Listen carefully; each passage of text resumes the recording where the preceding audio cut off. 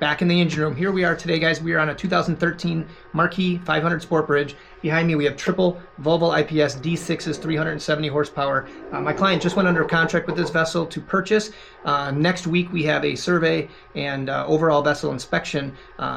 Last week, when we went under contract, we had a visual inspection and a sea trial. During the sea trial, we noticed a couple little drips of oil. So I wanted to dig in on this, kind of identify what we might be looking at before we finalize the purchase. So come with me today. I brought all my tools. Don't really know what to expect. We got to remove a couple things to get to where I think there's a loose fitting. And thought I'd bring you along with me. But haven't done an engine room situation in a little while. Here we go. All right, so in the back corner of this engine, its center engine is where we noticed the oil drip. So I'm going to take you back here. As I crawl back, I'm going to bump my head, I'm sure, a couple times, but let's show you what I'm looking at. So there's the little bit of oil.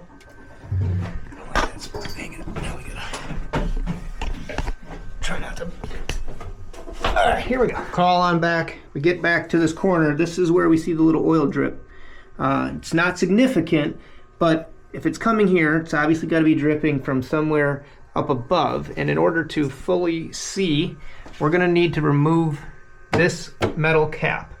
That's just the cap of the engine.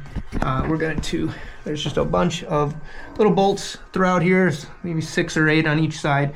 We're going to go remove those, and then we'll start to look and see maybe what's coming out here. We think maybe there's a little hose or something that's loose on the inside here. Once we get in there, we'll be able to see better. So let's give it a try.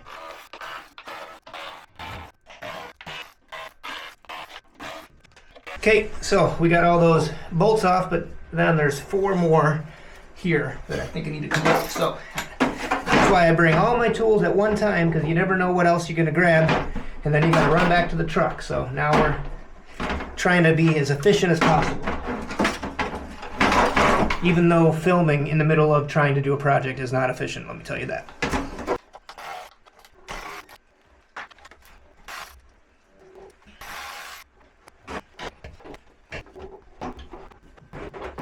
All right, so I'm going to try to use the iPhone here to get a little closer. Now, let's start here. We're seeing oil here.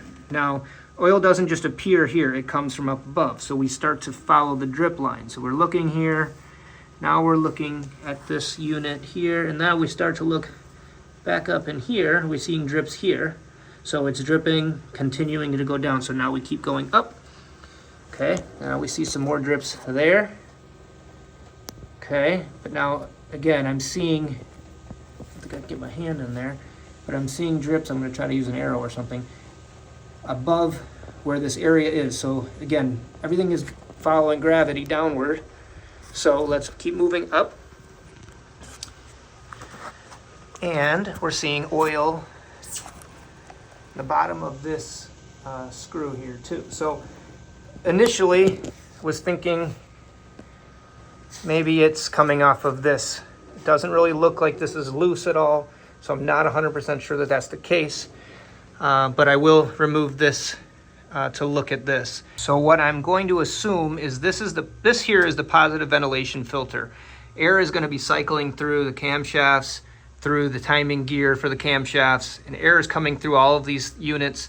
This is the positive airflow, so it doesn't. So air flows freely between the timing gear and the camshafts. Anyways, as air then comes through here and goes into this filter, the circulation, positive ventilation filter, and then eventually to the air filter. So air is coming through here and it's circulating through this cap, and it's all recently been changed. But this is the air filter. Obviously the oil changes were just done recently, so what you would see though is, I'm sure when the oil was just changed, this was very full of oil because air is circulating through here. And if you notice, see how we're seeing little kind of splatter marks? That is indicative of as the air is circulating, it's going to be splattering. Perhaps maybe the seal here wasn't screwed on perfectly tight or something of that sort. So anyways, we're still going to go by and do some other checks, but our assumption is this oil was building up here in these areas as the air was circulating throughout this filter, And then as it would build up, it eventually is going to drip. So it drips then downward. It goes downward. We follow it to there. And then we follow it down to here. And that's where we saw it, and it got us nervous. So just doing some checks. Again, we're going to run through everything else, but nothing else is looking significantly scary. The only other thing that I did find, again, this is the top of the engine where, let's go show you that one, where that case is removed. Well, the only other spot I found is just this one little bolt has some oil around it. Every other bolt in the entire camshaft lineup looks fine. There's no oil anywhere else in any of it. So I'm going to assume that this little bolt is just a tiny bit loose.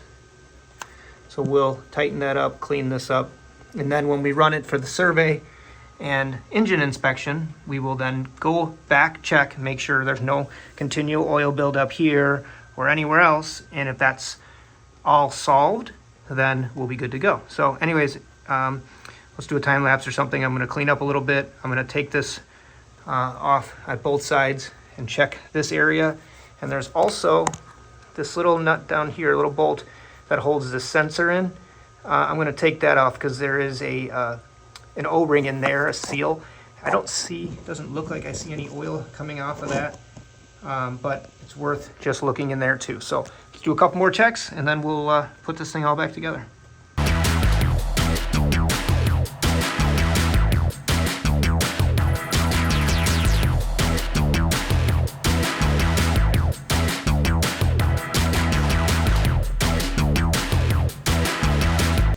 So we removed the hose. We're going to inspect that in just a minute. And in the meantime, while we got the rest of the stuff out of the way, this is a sensor. So we unclipped the sensor and one bolt that was in there. It took me a minute to find the right size. And then we pull this out so we could check. Trying not to knock stuff over. This O-ring as well. We're going to see,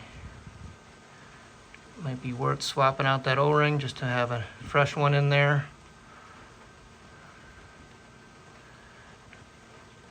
That's the sensor. And then this is the hose.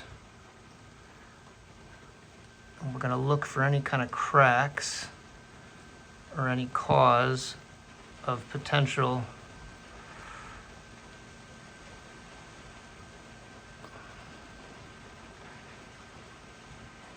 it looks like a pretty good seal there.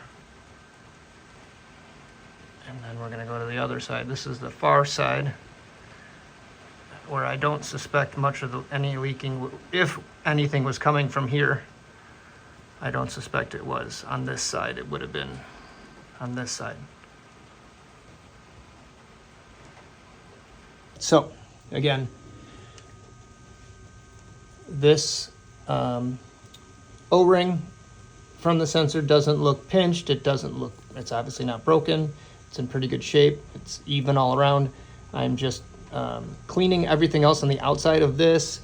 Same thing, the hose clamps for this hose, I'm cleaning all these guys up. So when I put it all back together next, and I tried to wipe down everything else that's around here, so we then are hopefully not seeing any more oil drips. But if we do happen to see a drip, then we know maybe more obviously where it's coming from. But again, I believe it was spraying from here, hitting all these things over here, collecting, and then dripping. But now, to put it all back together.